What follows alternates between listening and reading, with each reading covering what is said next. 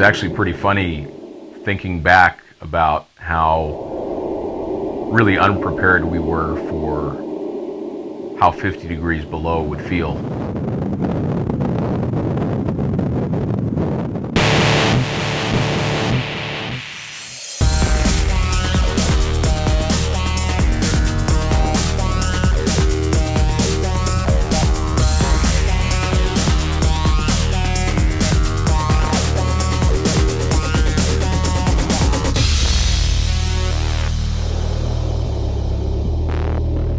Chris and I both grew up in the Southwest. There really is no way to prepare yourself for how it's going to feel to be working and living and driving in 50 degrees below zero.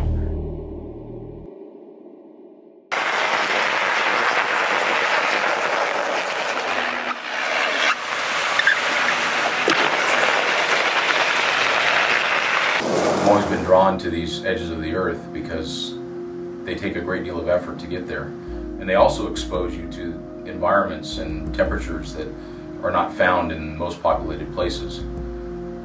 And the Arctic Ocean and the Arctic Circle was just one of those objectives. It was something that we wanted to accomplish in our lifetime. It was something that we wanted to experience and see. And also importantly, it was something that we wanted to be able to relate to. And as we talk about expedition traveling and as we test our equipment, it was important for us to be able to know how vehicles and people perform in those type of environments.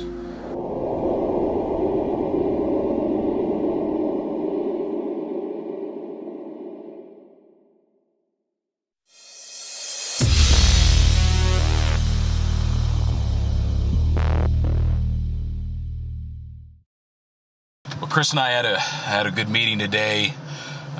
We've been away for a couple weeks, working on a couple projects. It's kept us away from spending time with the Arctic Ocean expedition and planning for that.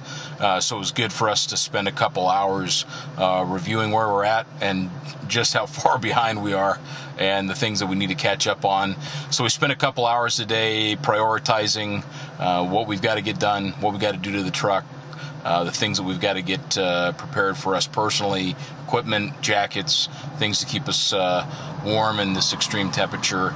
We've got a calendar laid out between now and when the truck goes on display at the Sportsman's Expo, and then we hit the road. So I think we've got a good plan, lots of work to do, but we feel like we can accomplish it.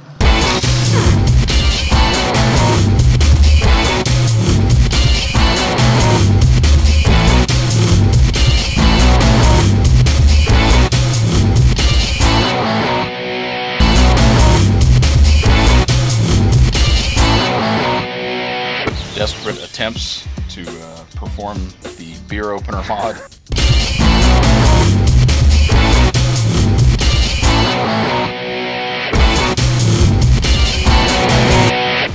This has come all the way from Belize, Central America, where everybody drinks Belican beer.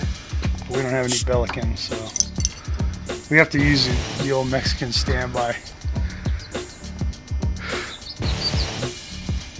I think it's performing good.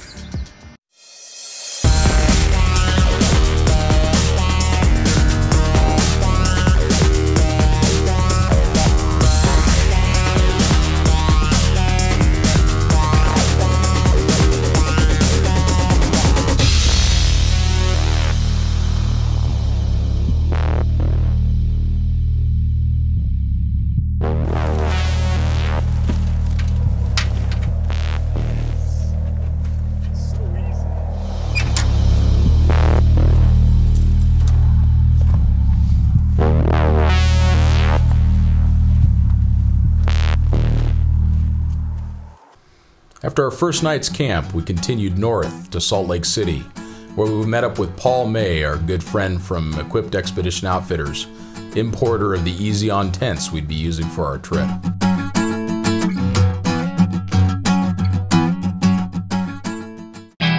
Leaving the Southwest, we continued north into Idaho, and the weather started to change.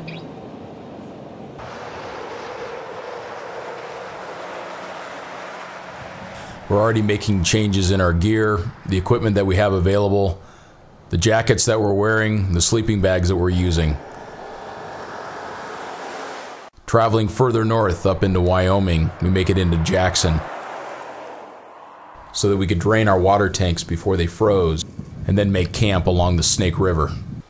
We've got a little bit of a drive tomorrow morning into our turnoff to go up in Idaho, right? The east side of Idaho. Right. So we'll be seeing the Tetons and the west side of Yellowstone. Yep. That's going to be beautiful.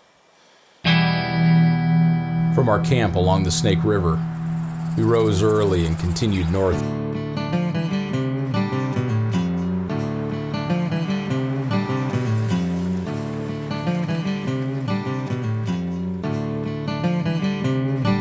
With the Grand Tetons rising before us.